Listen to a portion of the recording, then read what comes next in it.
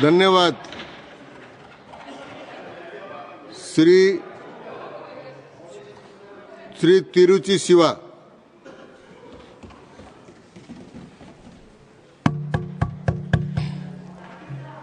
Mr. Vice Chairman, sir, I am standing on behalf of the DMK party to oppose this bill. The Tamil Nadu Legislative Assembly has passed a unanimous resolution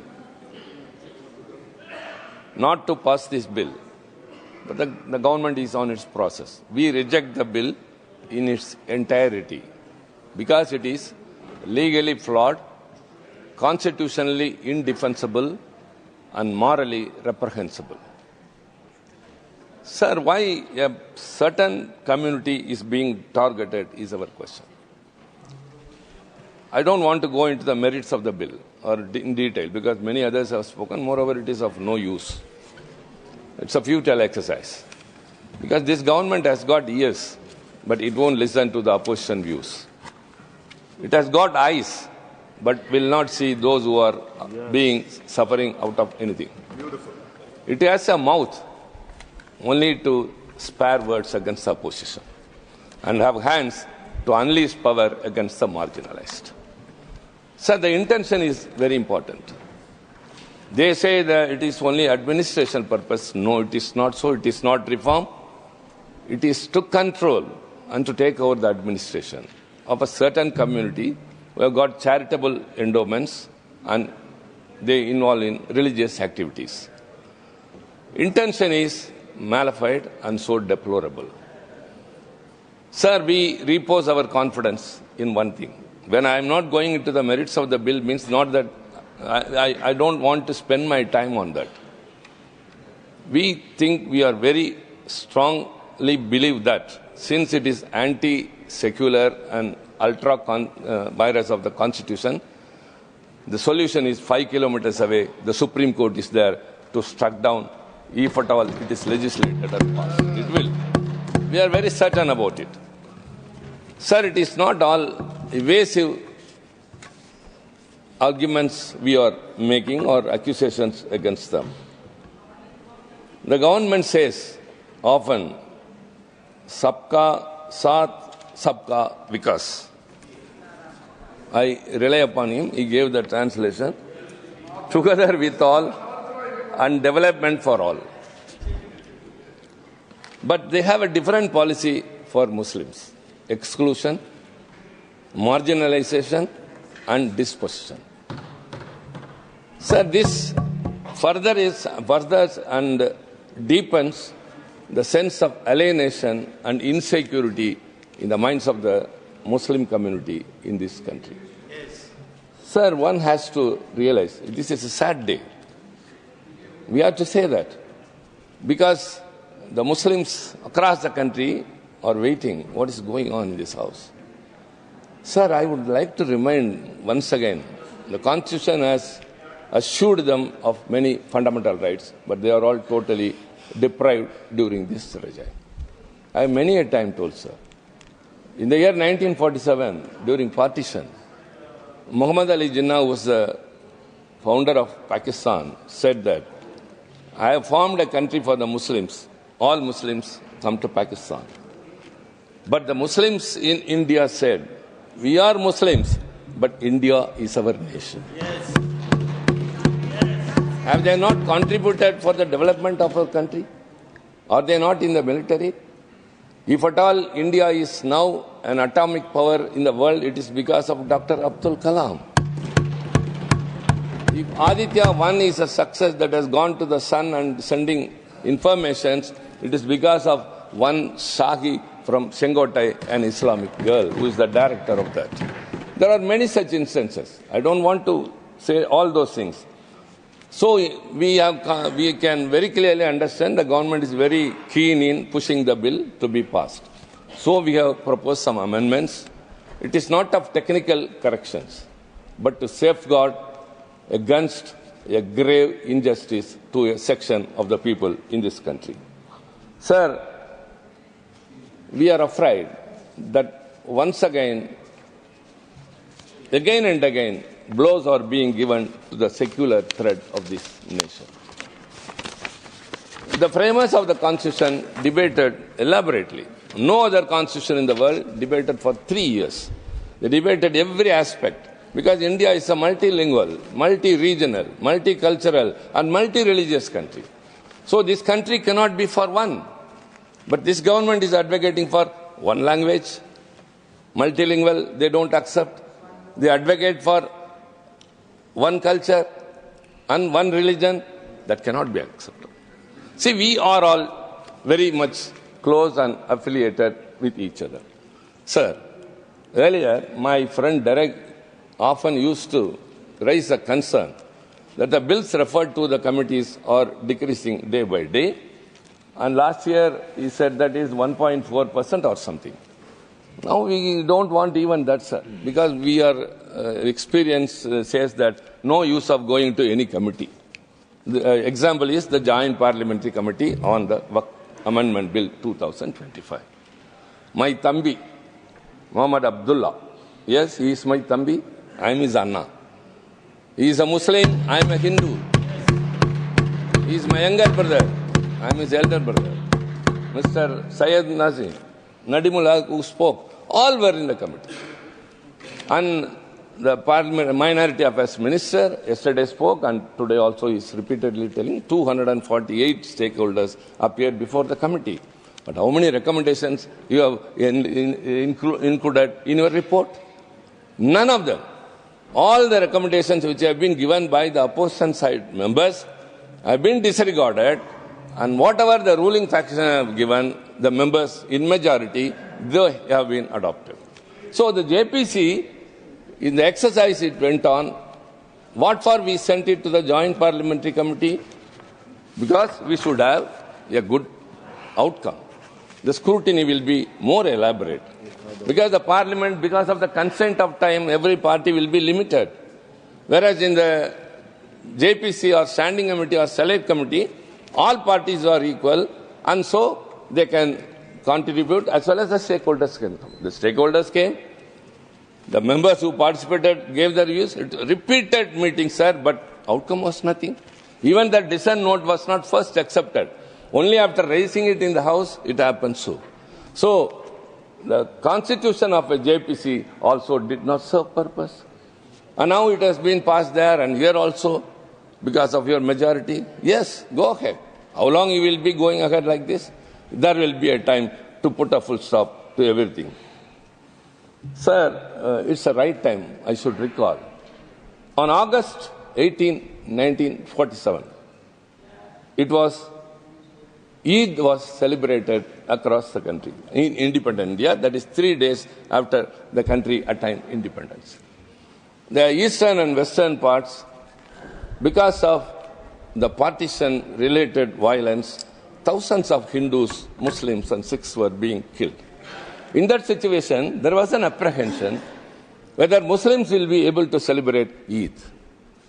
On that day, that is on 17th of 1947, August, in Kolkata, Mohammedan Sporting Club, it's a very big ground, there, Mahatma Gandhi and 4 to 5 lakh people, both Hindus and Muslims, participated in that.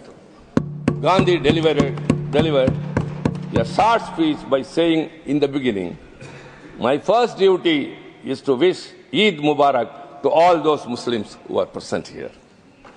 There was a time when both the Hindus and Muslims embraced each other on this day. I must confess, Gandhi proceeded to add that after many years, I am witnessing this scene. He said the members of the Muslim League, National Guards and Congress volunteers present in large numbers and expressed fond hope that the unity of people of diverse faith on that occasion would be everlasting. And he remarked at the end, I will never be able to forget the scene I have witnessed today. But what is going on today, sir? I am very painful to say this. 2025 Eid. The government which is ruled, Haryana state government which is ruled by the BJP, they have removed Eid, the festival, from gazetted holidays to restricted holidays. If it's a gazetted holiday, all firms will be closed. There will be a festival mood. Whereas if it's a restricted day, holiday, only those who will be interested will have holidays. Why, sir? Why this discrimination? So also in Uttar Pradesh, what it happened? On the Eid, the officials have come and warned that on the day of Holi, they said 200 mosques have been covered by tarpaulins because it should not be seen. And they have also been insected, fell on a Friday. It may be 52 times in a year, Friday comes. If at all you don't want to namaz, do it inside or even in your terrace. This happened. When Gandhiji at the time of partition violence was going on, could gather people from both community and was felicitating them, Eid Mubarak, in this independent country after 75 years of independence, and we have our constitution has been adopted. A state government is preventing the Muslims to celebrate, and during a Holi, it is being assumed. It is being assumed that the Muslims will not tolerate Holi. Who said? They are also very happy. I'll cite an example. It's only depending upon the role of the leadership always decides the peaceful life or not of the people. In Tamil Nadu, sir, Madam Finance Minister is here. On Ganesh Chaturthi, there will be a procession of Hindus carrying the idols of Ganesh. On the way, Muslims will be standing in crowd and offering them cool drinks and sarbat, expressing solidarity. That is my state. And moreover, Kerala also, in all the states where the opposition parties are ruling, we see this. We live in solidarity. And there is one Punainallur Mariamman Koil in Tanjavur. Kumbhabhishekam was there. Muslim women came to give gifts to that Ma idol in that. What is that, sir? When in Tamil Nadu, Kerala, West Bengal or Telangana, we all are living in solidarity. The festival of one and the other is being celebrated in unity, whereas Haryana state government is removing it from the gazetted holiday, and the Uttar Pradesh government is not allowing them to come out on Holi. Means, are we living in an independent country? Are we in a republic country? This is the mindset of this government. The BJP's one of the agenda is only that. Sir, these are all things I say with pain only. And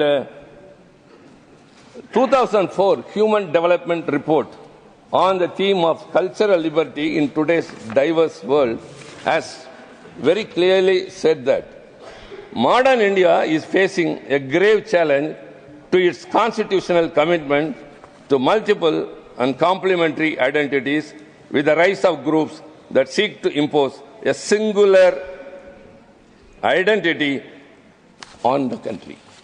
This is a report, sir. When everything should be equal, but it's so.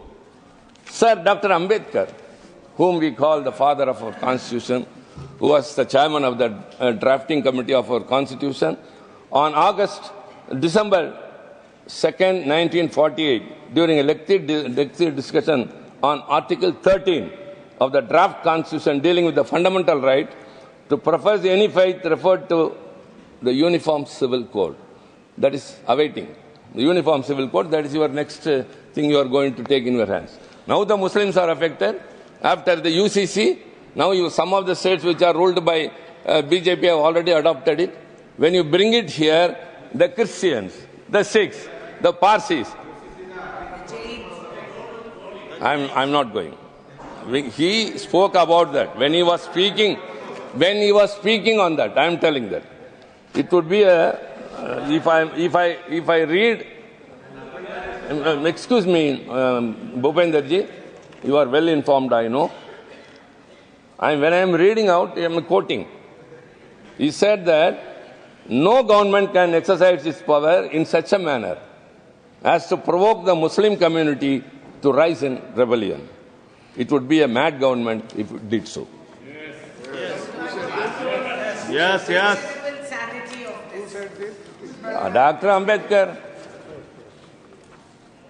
And while talking about the idea of parliamentary democracy, as a democracy of majority, in his address at the Siddharth College Students' Parliament, Dr. Ambedkar said, "It is true that in our legislation, there is a rule that all questions shall be decided by a majority.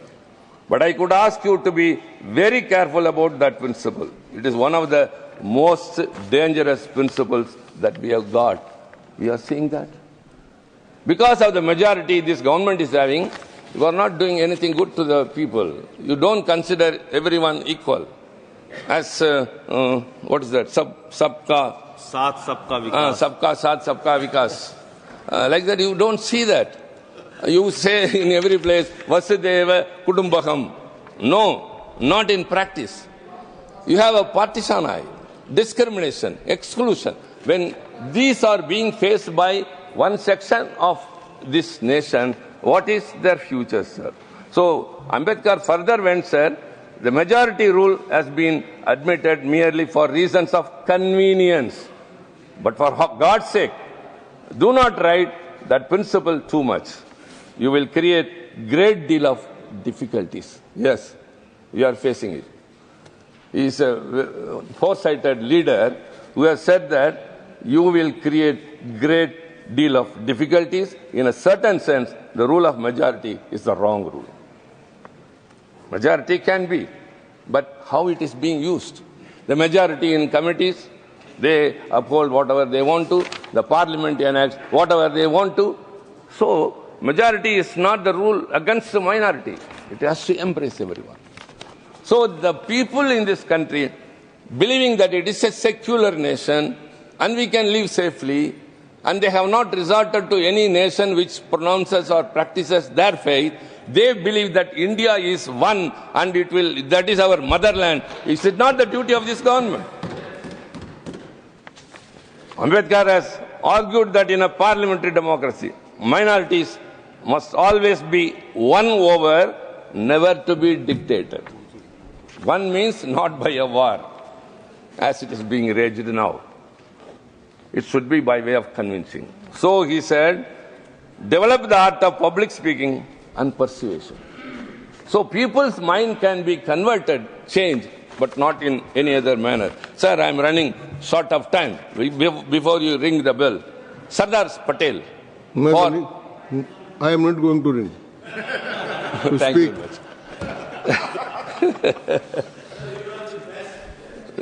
Thank you very much. Sir, the bill which you proclaim to be, we have given some amendments which will say all about those things. The composition of the Central Waqf Council and boards to include non-Muslim members. Many others spoke that neither HRNC, Hindu Religious and Charitable Endowment, or Gurdwara, no other community or religion has another community. Why only in this? There are many such things. So I would say that the tallest statue you have raised for Sardar Patel, I have got great reverence for him. But for him, the India we are seeing today would not have been. He is called as the Iron Man of India. Because of him, this country, when it became independent, when it was shattered by and ruled by Maharajas and Nawabs and Nizams, he only made this country. I have much reverence, and they have much more. That's why they erected that statue. Sardar Patel, again to remind them, they often forget, conveniently. Sardar Patel spoke, he emphasized the importance of minorities, trusting the majority's good sense and fairness, advocating for a secular state where all communities feel equal and have a place in national life. Yes. Ma'am, you are here? Let me quote one Tirukkural. One of your favorite Tirukkural. Allal pottu ஆற்றாது அழுத கண்ணீர் அன்றே செல்வத்தை அழிக்கும் தேய்க்கும் படை. Sir, the tears that roll out of the people who suffer under a tyrannical rule, it will become flood and will dethrone the government. The tears of the minority. Tiruchi Shiva, please. Allow me. Ma'am, please. Yes. The tears of the minority community people in this country, especially today Muslims, tomorrow it will be Christians, tomorrow any other minority community, because of this government's approach, attitude, and all the steps you make, those tears will become flood and will wash away your government. Thank you very much. धन्यवाद माननीय मंत्री जी. I'm sure Tiruchi Siva wouldn't mind it. I'm giving a light-hearted comment, nothing to do with what he has spoken. No, I'm not commenting on his contents. There will be speakers from our side to speak. Sir, but I'm sure honorable members, all of us know that Tiruchi Siva is very good in Hindi film songs. Yes. He sings so well. All of us know it. मैंने सुना इनके गाने. But I'm very grateful for honorable member Sanjay Singh, who's sitting next to him. When Tiruchi Siva was searching for Vikas, Sabka Sab, Vikas, he knows it, Sabka Saath, Sabka Vikas. But because Sanjay Singh ji is sitting next to him, he could sort of create an impression that he is no good in Hindi. He sings Hindi film songs and Sabka Saath I के लिए ढूंढ रहा है. have heard already. हाँ, Thank you. Recording है हमारे भूपेंद्र यादव जी के पास. धन्यवाद जी. हाँ Only 1 minute. हाँ. See, please. I'm also taking it in a lighter sense. I'm also taking it a lighter vein. Sir, I sing songs. But many of my friends, I should say, Mr. Bagelji is not here. He's the one person who made me to sing Hindi songs. With the help of English lyrics, I would be singing. He would ask, do you know the meaning? I won't. I don't. He will explain it to me. When I sing Baharo Bol Parsavo, he will ask what's the meaning. I don't know. Then he will explain, hey, don't. I also sing Wait, Siva. wait, please. Please, don't accuse. Don't accuse. I'll explain to it. Sir, our stand DMK is not against Hindi or against Hindi-speaking people. We want to show that we are friendly with them, and as a token of that, when I show a gesture, you have to relish it. If you make it as a political instrument, then I will stop even that and our mounting. Again and again I say, Not at all. the आपने Dachina Hindi कहा था Prachar Sabha headquarters is in Chennai. Sir, we have got Hindi-speaking people. Huh? Okay, please. Prepare. Yeah, we of course, we love each other. We have an, when I have to entertain my friends, I am doing that. So, ma'am,